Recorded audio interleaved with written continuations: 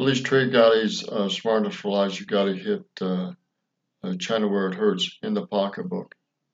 Administration doesn't need to go to court to hold China accountable. You can hit them where it hurts the most. You can ostracize them on the world stage, quit letting their students come here and study.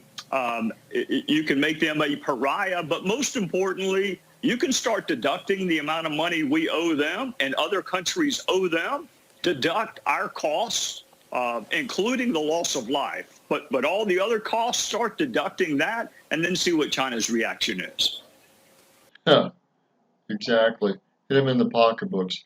But frankly, the UN sucks, and it should be demolished, and they should be out of the UN. We should quit playing with UN. We should abandon the UN.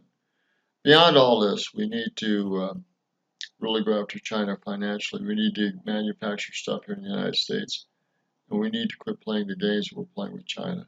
China is raking us over the coals. And you're going to hear in a moment that China doesn't care about international law.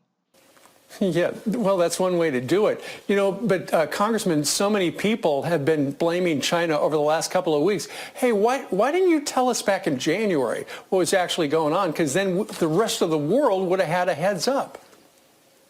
That's a great question. The issue I have is, where do we go to get the answer to that question? And if you go to the United Nations, China has veto. Remember the South China Seas, where we complained that China was building military bases on land they didn't own? We won in court, and China said, we don't care. So if they don't... And China said, we don't care.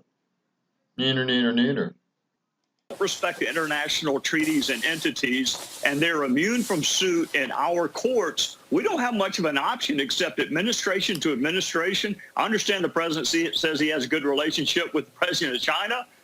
That's great. We should have no trouble getting compensation for the Americans that have lost their lives and lost their livelihoods if, in fact, we have a good relationship with them. Yeah, that's yet to be seen. More politics than reality. The tariffs are real.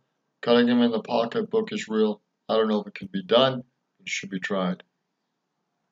We are at a financial tug of war and war with China. We have been for a long time.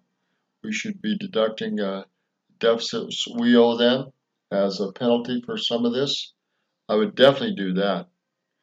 I would eliminate or cut those way down or eliminate them completely. Say, we're not going to play this game. We're not paying it back. If you don't like it, tough beans. I know it's a part of a tariff war, but that's the way it goes. It's Roger Martin from Billings, Montana. I believe a lot more needs to be done financially against China. We'll see what happens. Whether they like it or not, tough beans.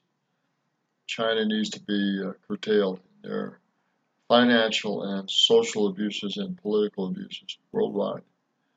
And they're a big player, and they know it, and they're getting away with a lot of stuff that no other country does. Good day.